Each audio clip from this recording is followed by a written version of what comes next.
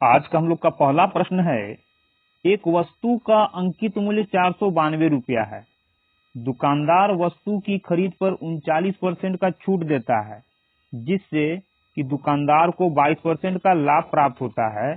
तो वस्तु का क्रय मूल्य कितना है? यानी दुकानदार वस्तु को कितने रुपए में खरीद कर लाता है कि अंकित मूल्य पर 39% का छूट देने के बावजूद भी दुकानदार को 22% का लाभ हो रहा है। यहाँ हम लोग सबसे पहले देखेंगे कि लाभ हमेशा किस पर होता है? क्रय मूल्य पर। यानी क्रय मूल्य यदि हम लोग का सीपी हो तो 22% लाभ के लिए उसको कितना में बेचना होगा? तो सीपी का 22% लाभ का मतलब 100 में 22 बढ़ा देंगे तो हो जाएगा 122%। यानी कि क्रय मूल्य का 122% में बेचने पर 22% का लाभ होगा, और ये हम लोग का क्या निकल कर आएगा? विक्रय मूल्य आएगा। अब यदि छूट देना हो, छूट देकर बेचना हो, तो छूट हमेशा किस पर दिया जाता है? अंकित मूल्य पर। यानी छूट के साथ वस्तु का विक्रय मूल्य क्या होगा? अंकित मूल्य का 39% छूट देकर। तो अंकित मूल्य 492 रुपया, 39% का छूट का मतलब कितने में बेचेगा? तो 39% को घटा देंगे। जिस तरह से लाभ के लिए 22% जोड़ दिया गया था, उसी तरह से 39% छूट के लिए 39 को घटा देंगे तो आएगा हम लोग का 61%। यानी कि अंकित मूल्य का 61% में बेचा जाएगा। ये भी हम लोग का हो गया विक्रय मूल्य। दोनों एक ही वस्तु का विक्रय मूल्य है, तो हम लोग यहाँ क्या करेंगे? बराबर देंगे। अब इसके बाद इसको हम लोग हल करेंगे। परसेंटेज से परसेंटेज गया, 61 से 2 बार में ये जाएगा, 2 से इसको काटेंगे, 2 दूना 4, 2 चौक 8, 2 छक 12। तो सीपी का मान कितना आ गया? 246 रुपया। यानी वस्तु का क्रय मूल्य कितना हो गया हम लोग का? ऑप्शन नंबर डी, 246 रुपया। हम लोग का अगला प्रश्न है, किसी वस्तु को इसके मूल विक्रय मूल्य के, मूल मतलब जो पहले विक्रय मूल्य निर्धारित था, उसका 2/5 पर बेचने पर रमेश को 16% की हानि होती है। यदि वह इसे मूल विक्रय मूल्य के 73% पर बेचता तो लाभ प्रतिशत कितना होता? ये हम लोग को ज्ञात करना है। तो सबसे पहले ये देखेंगे हम लोग कि 16% हानि के लिए वस्तु को किस पर बेचा जाएगा? तो हानि या लाभ हमेशा किस पर होता है? क्रय मूल्य पर। यानी कि जिस वस्तु का क्रय मूल्य हम लोग का सीपी था, 16% हानि के लिए उसको कितना में बेच देंगे? तो 16% हानि का मतलब 100 में 16 कम, तो ये हो जाएगा हम लोग का 84 क्या परसेंट। और 84% को लिख सकते हैं हम लोग 84/100, यानी इतना में उसको बेच दिया जाएगा। ये क्या होगा हम लोग का? एसपी। यानी सीपी का 84% में बेचा जाएगा, तब 16% का हानि होगा। लेकिन बेचा कैसे गया है? विक्रय मूल्य का 2/5 भाग पर बेचा गया है। विक्रय मूल्य यानी एसपी का 2/5 का यानी गुना 2/5 में बेचा गया है। कितना बेचा गया? एसपी का 2/5 में। अब एक ही वस्तु का विक्रय मूल्य, ये और ये दोनों एक ही वस्तु का विक्रय मूल्य है, तो हम लोग कह सकते हैं क्या? दोनों के बीच में बराबर होगा, क्योंकि दोनों विक्रय मूल्य सेम है। अंतर क्या है? ये क्रय मूल्य का 84% यानी 16% हानि के लिए, और ये मूल विक्रय मूल्य का 2/5 बेचने पर। दोनों सेम चीज है, बस यहाँ बोलने का तरीका अलग अलग था। क्या करेंगे? सबसे पहले यहाँ हम लोग जब नीचे 100 है तो इसको भी 100 बना लेंगे। तो 20/5 100, 20 से नीचे गुना किए तो 20 से ऊपर भी कर लेंगे। फायदा क्या होगा गुना करने से? दोनों साइड में 100 से 100 कट जाएगा। अब क्या करेंगे? इस 2 से यहाँ काटेंगे हम लोग, तो 2 चौक 8, 2 दूना 4, और काटेंगे 10 दूना 20, 21 दूना 42। क्या निकालना है? सीपी और एसपी का अनुपातिक मान निकाल लेंगे। तो सीपी कितना आएगा हम लोग का? बराबर के दूसरे साइड में जो संख्या दिखा वो हम लोग का सीपी का मान होगा। यानी सीपी कितना होगा? सीपी हो गया हम लोग का 10। उसी प्रकार से एसपी कितना हो जाएगा? बराबर के दूसरे साइड में आएंगे, अंक हम लोग को 21 दिखा, ये हो गया हम लोग का एसपी। ये हम लोग का एसपी हो गया। यानी कह सकते हैं कि क्रय मूल्य 10 तो मूल विक्रय मूल्य 21। अब इस 10 को यदि हम लोग 100 बना लें तो हम लोग के लिए ज्यादा आसान हो जाएगा निकालना। क्यों? ये हम लोग का 100 हो जाएगा और ये कुछ न कुछ आएगा।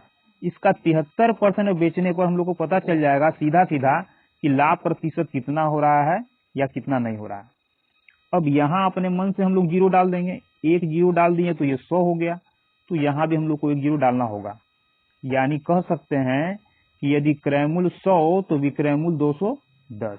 कहा क्या जा रहा है कि यदि वह इसे मूल विक्रय मूल्य यानी ये के 73% पर बेच देता तब लाभ कितना होता। यानी 210 ये हम लोग का मूल विक्रय मूल्य आया, इसका 273%, 200 नहीं 73%, तो 73% का मतलब 73/100। जीरो से जीरो तो कट जाएगा, इसको गुना करेंगे तो 21 तिया 63 के 3, 6 21 7 147 अच्छे आ जाएगा 153। 10 से यहाँ भाग देंगे तो ये हो जाएगा हम लोग का 153.3 विक्रय मूल्य। तो 100 का सामान इतना में बिका तो फायदा कितना हो गया? 53 रुपया 53.3 का फायदा। तो 100 में इतना का फायदा तो सीधे सीधे कह सकते हैं हम लोग कि 53.3% का फायदा। ऑप्शन नंबर 3 हम लोग का आंसर हो जाएगा। हम लोग का अगला प्रश्न है, एक दुकानदार किसी पंखे पर उसके क्रय मूल्य से 20% अधिक मूल्य अंकित करता है और उस पर 15% का छूट देता है। यदि वह 190 रुपए का लाभ अर्जित करता है तो पंखे का अंकित मूल्य ज्ञात कीजिए। इसको हम लोग कैसे बनाएंगे? तो इसको हम लोग पिछले तरीके से नहीं बना पाएंगे क्योंकि डायरेक्ट यहाँ नहीं निकलेगा, बीच का चीज हम लोग से अंकित मूल्य पूछ रहा है। तो इसको हम लोग दो भाग में बांट करके बनाएंगे।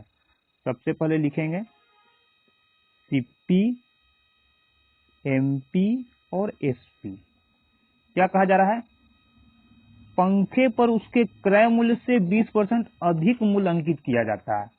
20% का मतलब 20/2500, क्रय मूल्य से 20% अधिक यानी 5 में 1 अधिक, 5 पर 1 अधिक, तो 5 क्या हो गया हम लोग का क्रय मूल्य। क्योंकि अधिक अंकित मूल्य जो अधिक कर रहा है 20% का किस पर? क्रय मूल्य से। यानी 5 यदि हम लोग का क्रय मूल्य है तो उस पर 1 का वृद्धि करके वो अंकित करेगा उसका मूल्य। यानी क्रय मूल्य 5 तो अंकित मूल्य 1 ज्यादा यानी 6 हो जाएगा। अब क्या कहा जा रहा है? 15% का छूट देता है। 15%, 15% का मतलब 3×5 = 15, 20/100, 20 पर 3 का छूट। लेकिन ये 20 क्या हम लोग का क्रय मूल्य या अंकित मूल्य? तो छूट हमेशा अंकित मूल्य पर दिया जाता है, तो ये हम लोग का होगा अंकित मूल्य। यानी अंकित मूल्य 20, तो 20 पर 3 का छूट देगा तो कितने में बेच देगा? 17 में बेच देगा। अब निकालेंगे हम लोग। यहाँ अंकित मूल्य हम लोग का 6 है, यहाँ अंकित मूल्य 20 है। जब दोनों अंकित मूल्य ही है तो दोनों का मान तो सेम होना चाहिए। तो सेम है नहीं तो सेम बनाएंगे, तो 6 और 20 का एलसीएम निकालेंगे, आएगा 60। यानी दोनों जगह 60 होना चाहिए। इस 6 को 60 बनाने के लिए 10 से गुना करेंगे तो यहाँ भी 10 से गुना हो जाएगा। इस 20 को 60 बनाने के लिए 3 से गुना करेंगे तो यहाँ भी हम लोग का 3 से गुना हो जाएगा। तो ये कितना हो जाएगा हम लोग का 50, ये हो जाएगा 60, ये हो जाएगा 17 या 51। ये आ गया 50, 60, 51 हम लोग का सीपी, एमपी और एसपी का मान। क्या बोल रहा है? लाभ हो रहा है 90 रुपए का, खरीदा इतना में बेचा इतना में, कितने का लाभ हुआ? 1 का। अनुपात में 1 का लाभ, लेकिन कहा जा रहा है कि 190 का लाभ हुआ, तो कह सकते हैं कि 1 का मान 190 रुपया। निकालना क्या हम लोग को? पंखे का अंकित मूल्य। तो 1 अनुपात का मान 190 निकालना है अंकित मूल्य, और अंकित मूल्य का अनुपात मान कितना है? 60। यानी 60 का मान कितना? तो 60 के मान के लिए क्या करेंगे? 1 के मान से इसमें गुना करेंगे, 190 से गुना करेंगे तो आ जाएगा 19×5 = 95, 19×6 = 114, 1 जीरो यहाँ, 1 जीरो यहाँ, 00, 14,400। ऑप्शन नंबर बी हम लोग का आंसर होगा। अंकित मूल्य 11,000, यहाँ क्या हो जाएगा हम लोग का? 114 होगा ना, 114, 11400, 19×5 = 95, 19×6 = 114। हम लोग का अगला प्रश्न है, सुधा का व्यय उसकी बचत से 200% अधिक है। यदि उसके खर्च में 4% की कमी की जाए, बचत में 28% की वृद्धि की जाए, तो उसकी आय में कितने प्रतिशत की वृद्धि होगी, ज्ञात करना है। क्या क्या दे रहा है? आय, खर्च और बचत, यानी कि इनकम, एक्सपेंडिचर और सेविंग। हम लोग जानते हैं कि इनकम इज इक्वल टू होता है खर्च प्लस सेविंग। ये तो हो गया। अब जैसे जैसे कहा जा रहा है वैसे सेट करेंगे। खर्च जो है बचत से 2% अधिक है, यानी बचत यदि 100 हो तो खर्च कितना हो जाएगा, 200% अधिक। तो 100 का 200% 200 होता है, और अधिक का बात हो रहा है, नहीं 200 अधिक, तो 200 में एक जोड़ देंगे तो हो जाएगा 300। ये हो गया खर्च हम लोग का। बचत से 200% अधिक, यानी बचत 100 तो खर्च कितना हो जाएगा, 200% ज्यादा, यानी 300%। तो 300% को यहाँ 300 लिख लेंगे हम लोग। अब खर्च इतना, बचत इतना, तो कमाया होगा टोटल कितना, तो बचत प्लस खर्च टोटल आ गया 400, यानी इतना कमाया था तब 300 खर्च किया और 100 रुपया बचा लिया। ये हो गया। अब क्या कहा जा रहा है, खर्च में 4% की कमी की जाती है। खर्च में 4% का कमी, खर्च में 4% का कमी का मतलब -4%। बचत में 28% का वृद्धि, वृद्धि का मतलब +28%। आय में कितने प्रतिशत की वृद्धि, आय में कितना परसेंट का वृद्धि नहीं मालूम, लेकिन वृद्धि होगा इसलिए प्लस। अब निकालेंगे हम लोग मान। तो मान निकालने के पहले सबसे पहले इसको हम लोग अनुपातिक मान में बदल लेंगे।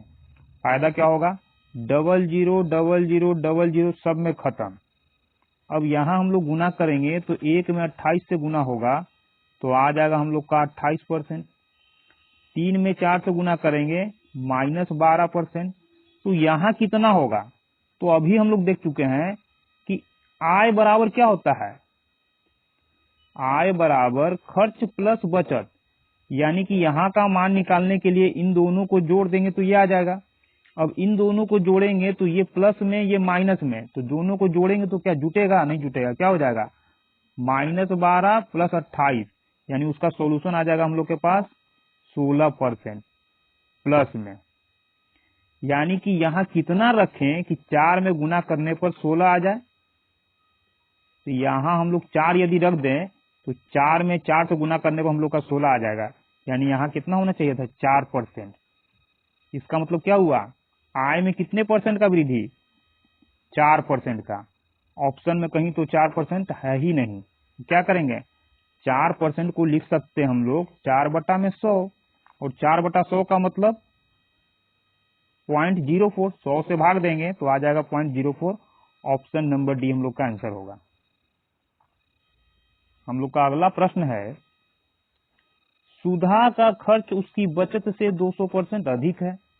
यदि उसके खर्च में 6% की कमी होती और बचत में 26% की वृद्धि होती तो उसकी आय में कितने प्रतिशत की वृद्धि होगी, निकालना है। वही काम करेंगे, इनकम, एक्सपेंडिचर और सेविंग बराबर हो जाएगा। यहाँ बचत कितना, खर्च का, व्यय कितना, बचत का 200%।